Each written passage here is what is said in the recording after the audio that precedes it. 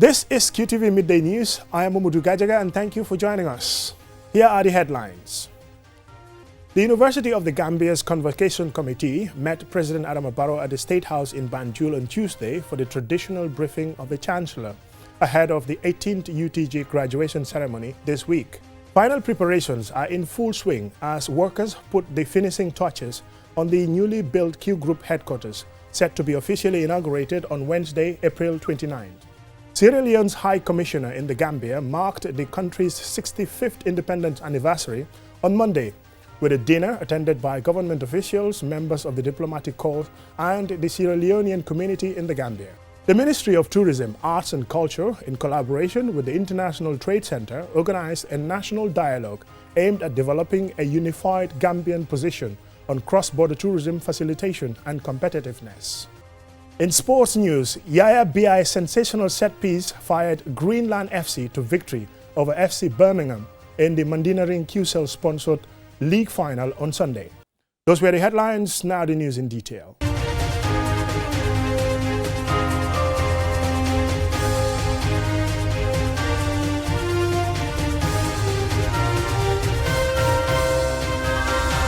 Welcome and thank you for joining us. This is QTV News.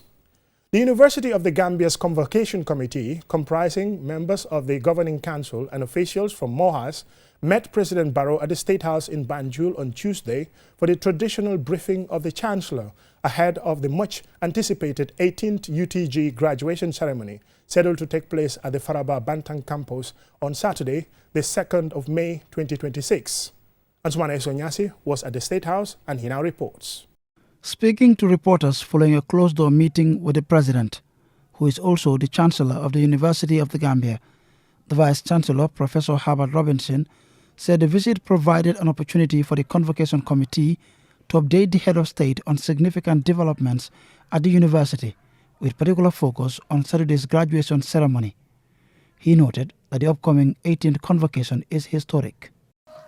We have some very important things. As you would know, the two largest programs where we're having the bulk of the graduates is from the School of Arts and Science, School of Business and Public Administration. That's where we're having the big numbers, just under half of the total. But we are also showing, for the first time, we'll be graduating dentistry in the history of this country. So that's something we've updated the Chancellor about. It's an important development for us. But also for the first time, we are graduating people with a PhD in law. So there's been some very significant developments for us as a university.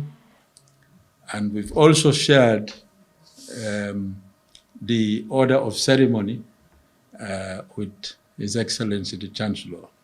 While highlighting achievements recorded in recent years and the number of students graduating on Saturday, he expressed the Governing Council's commendation of the President for his administration's efforts to enhance national development through significant investments in the education sector, notably at the UTG Faraba campus. It's over 1,600, so it's a historic figure. Previous years have been much lower than that, so we have these big numbers of graduates this year. The University of the Gambia has, since its establishment 26 years ago, produced thousands of graduates, many of whom now hold leadership roles across various sectors, both within the country and internationally. Ansumana Esonyasi for QTV News. Final preparations are in full swing as workers put the finishing touches on the newly built QGroup headquarters, set to be officially inaugurated on Wednesday, April 29th. Osman Jatta reports. 3 years ago, the chairman of QGroup, Mohamed Jah, took a bold initiative to construct a fully 6-story building to be the group's headquarters and what is said to be the first smart building in the Gambia.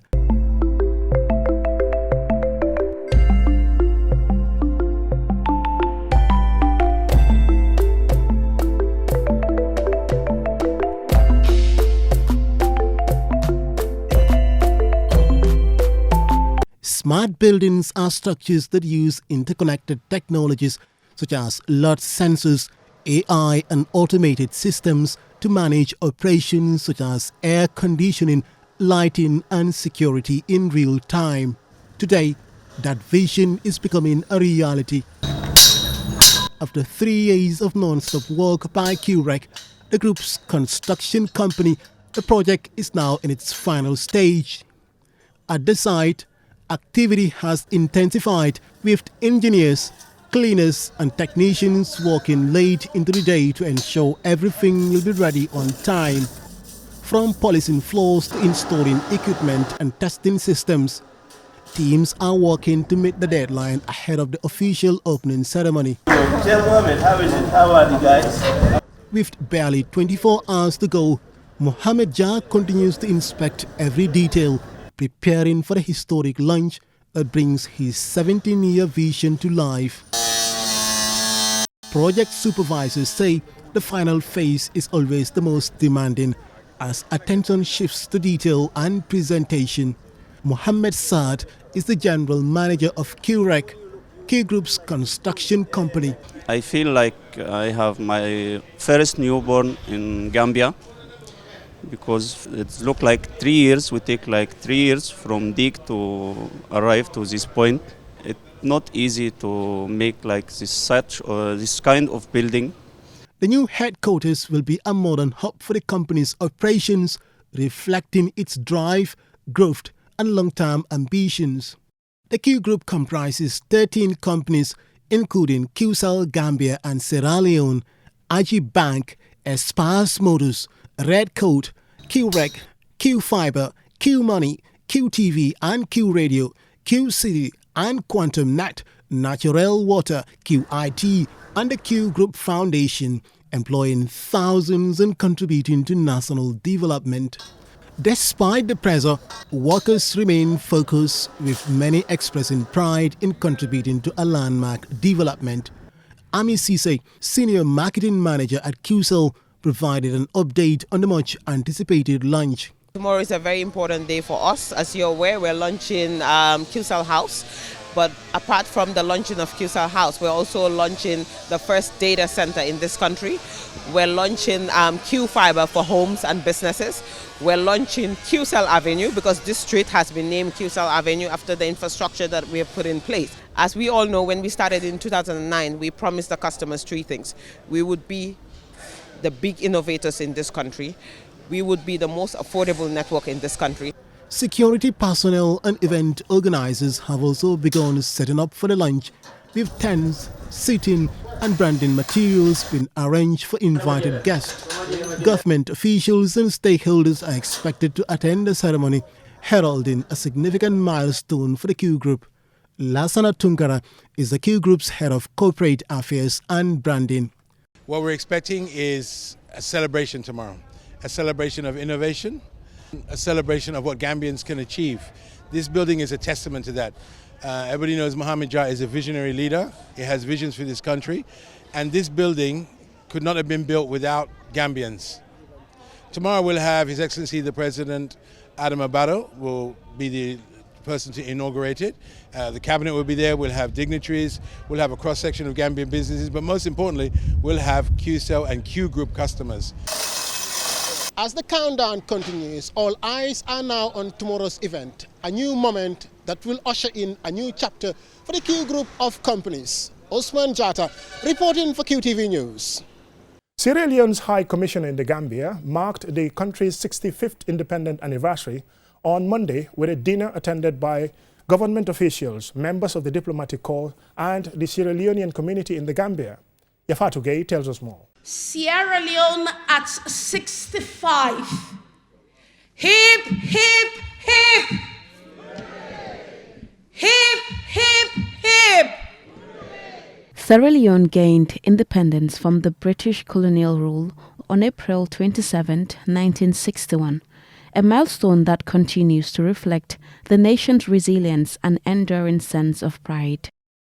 Sierra Leone and the Gambia share several historical and cultural similarities. Both countries were former British colonies and gained independence in the 1960s. and they are members of the Commonwealth of Nations. English is the official language in both nations, and for a time during colonial times, the Gambia was governed from Sierra Leone.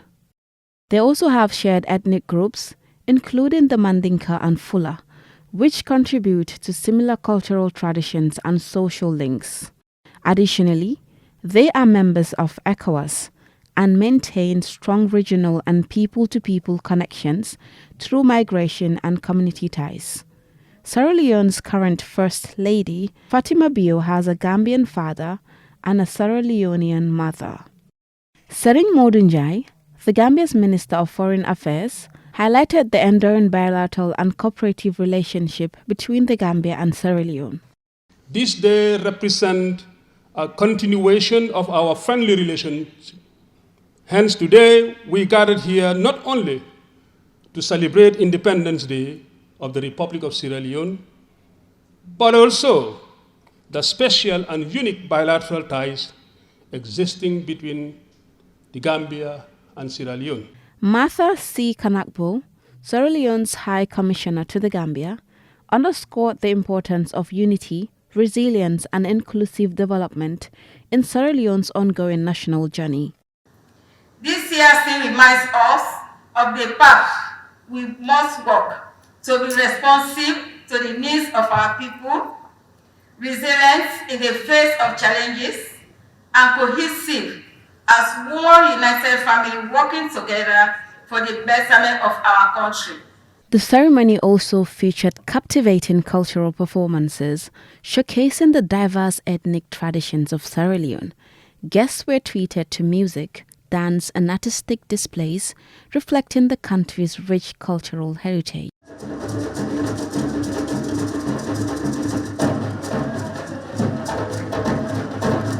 The event reaffirmed strong ties between Sierra Leone and the Gambia, celebrating shared heritage, unity, and a continued commitment to regional cooperation, peace, and development for future generations. Happy birthday, Mama Salone. Reporting for QTV News, this is Yafatu Gay. We will now go for a commercial break, and when we return, we have more national and sports news stories. Do stay tuned.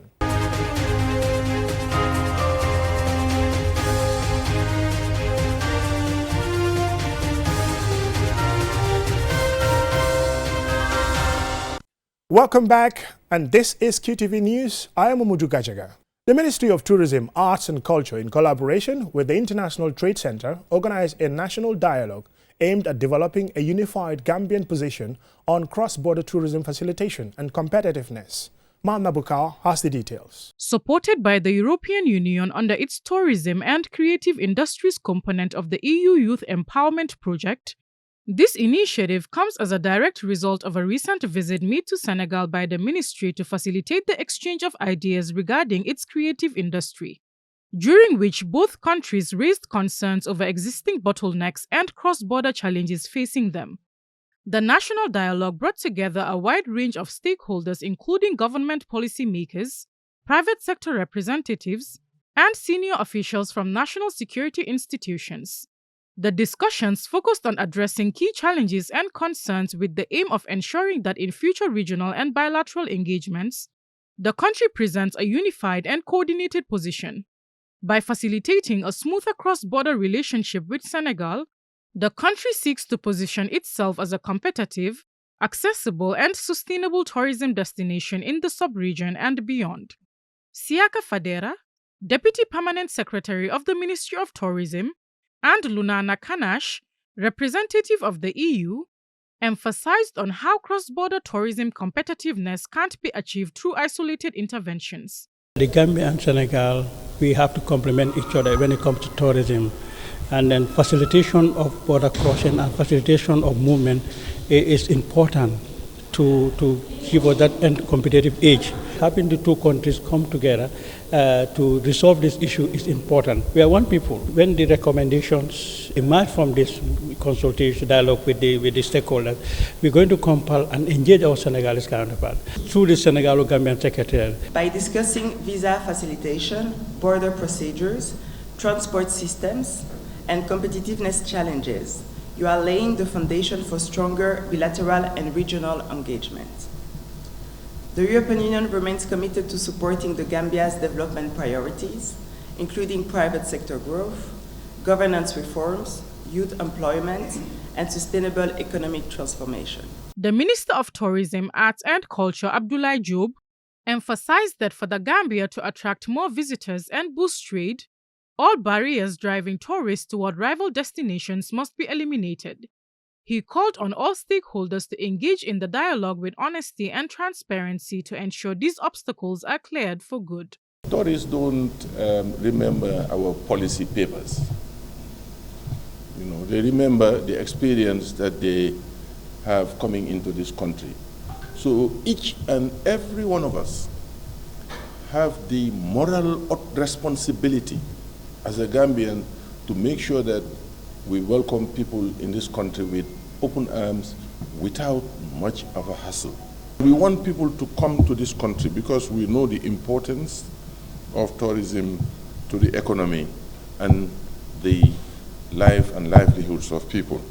The success of this national dialogue will assist in revitalizing the Gambia's position as a modern, welcoming and sustainable hub that is easier to visit and even easier to do business in.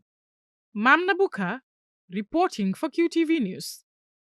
As the world marks World Day for Safety and Health at Work, the International Labour Organization has issued a stark warning that more than 840,000 people die each year from work-related psychosocial risk. Here is Julden Jai. The global observance was introduced in 2003 to promote the prevention of workplace accidents and diseases, bringing together governments, employers, and workers to improve safety and health on the job.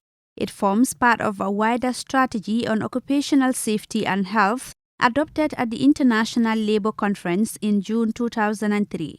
April 28 is also the International Commemoration Day for Dead and Injured Workers, observed by trade unions worldwide since 1996. Over the years, the focus has expanded beyond physical safety to include how work is designed and managed, recognizing that these factors play a major role in workers' well-being and performance. Psychosocial working conditions refer to what tasks are structured, how work is organized and supervised, and the system that shape daily working life. Factors such as heavy workloads, long hours, unclear rules, limited independence, lack of support, and unfair processes all influence how workers experience their jobs. When these conditions are poorly handled, they become serious risks that can harm workers just as much as physical or chemical hazards. Here is Manal Azi, Team Lead on Occupational Safety and Health Policy and Systems at the International Labour Organization, on the impact of work pressures and imbalances on health and well-being. Hey, how's work? How often do you get asked that question? You might be surprised to learn how many people are not well at work. Close to 900,000 people die every year due to heart attacks and mental disorders related to their work. This is not because of physical accidents at work like falls from height. This is because of pressures at work. It's because of an imbalance between the effort you put in and what you see in return. Every year, we are losing nearly 45 million years of healthy life because of how work is managed. Workers can become less engaged, they quit, and both workplaces and the economy are worse off as a result. This year's theme, Ensuring a Healthy Psychosocial Working Environment, calls for stronger commitment to creating workplaces that support mental well-being, reduce stress, and prevent harm, ensuring safer and healthier environments for all. Roberto Suarez Santos, Secretary General of the International Organization of Employers, delivers a video message for World Day for Safety and Health at Work 2026, focusing on psychosocial risks. Since 2022, a safe and healthy working environment has become a fundamental principle and right at work. This recognition was pushed by us, by employers, by the ILE. And the reason for this push from our side is that us, for business, for employers, should be considered as fundamental and ethical, because it's about fair play, minimum rules that we all must respect. We cannot allow situations of fundamental breach in our duties as business on this area. The ILO says tackling these risks requires action at multiple levels, including better job design, stronger workplace policies, and supportive management. Reporting for QTV News, I am Julde Yai. Coming up next is sports news.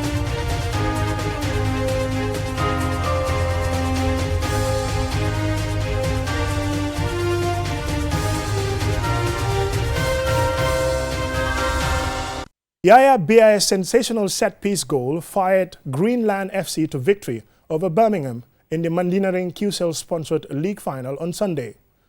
Pakaba Suso has the rest of the story. The competition department, whistle is gone now. Kemo to get the ball. That's a simple tap from Kemo. The Mandinari QCell-sponsored league final had everything. Great ambience from a good turnout, unbelievable missed opportunities in the game, a red card, intensity, and it also saw the attendance of various dignitaries, including the Minister of Youth and Sports, Bakari Baji, Gambia Football Federation presidential aspirants Kemo Sise, and Colonel Musa Jame, among others. The game started with great tempo, with both Greenland FC and FC Birmingham fighting for every ball and coming close to scoring on a number of occasions. Ibrahim Mane missed an unbelievable opportunity that only required a simple tap in to an empty net in the first half that would have put Greenland ahead. After the interval, FC Birmingham suffered a setback when Idris Mbow was shown a red card for a second handball offence, and from then on, it was all Greenland who deservedly broke the deadlock in the 60th minute thanks to Yaya Bia's sensational free kick from distance. FC Birmingham reacted after the goal but could not get back on terms and were lucky to survive a late chance to double the score from the host team and eventual winners. Reflecting on the game, Modu Lamin Sane, coach of FC Birmingham, said the referee gave too many unnecessary cards to his players, resulting in the sending off of Idris Mbow, which he felt eventually impacted the outcome of the game. Despite failing to fulfill his promise to win the trophy, Coach Sane thanked his players and fans for their support. A jubilant Musa Bojang, head coach of the victorious Greenland FC, was happy to give us his views. Yeah, I think we learned a lot from our mistake. If you see, we played a knockout final 2 weeks back, but we lost 2-0. But we went back and learned from our mistake. Now we come back different. Ibrahim Mane, who missed a golden opportunity in the first half to break the deadlock, explains the moment. At that time, I'm frustrated. There is a big chance. So, you know, it's football. Football, anything can happen. Me, what comes on my mind, I say it's Citicon. You know what is Citicon? I say it's Citicon, but I take it like that. It's football. It's football. The Mandinari Youth and Sports Association chairman, Jerry Sonko, on what the success of the tournament saw. Alhamdulillah, as you know, we have a team which are very resilient. They are very hardworking. They come to security organizing committee. They are all dedicated, hardworking, and they want to sacrifice for this community. The committee presented awards to sponsors QCell and Ajib Bank, players and individuals for their contribution. As winners, Greenland FC went home with $40,000 and a trophy, while runner-up FC Birmingham took home $35,000. Reporting for QTV News, Pakaba Suso. And now, before we end this news bulletin, here's a recap of our main news headlines. The University of the Gambia's Convocation Committee met President Barrow at the State House in Banjul on Tuesday for the traditional briefing of the Chancellor ahead of the 18th UTG graduation ceremony this week.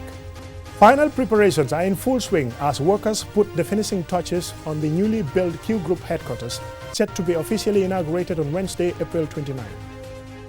Sierra Leone's High Commissioner in the Gambia marked the country's 65th independence anniversary on Monday with a dinner attended by government officials, members of the diplomatic corps, and the Sierra Leonean community in the Gambia. The Ministry of Tourism, Arts and Culture, in collaboration with the International Trade Center, organized a national dialogue aimed at developing a unified Gambian position on cross-border tourism, facilitation and competitiveness. And in sports news, Yaya Bia's sensational set-piece goal fired Greenland FC to victory over FC Birmingham in the Mandinaring QCell-sponsored league final on Sunday. That's all we have time for in tonight's news edition. Thank you very much for watching. Join us tomorrow for more news and have a pleasant night. Bye.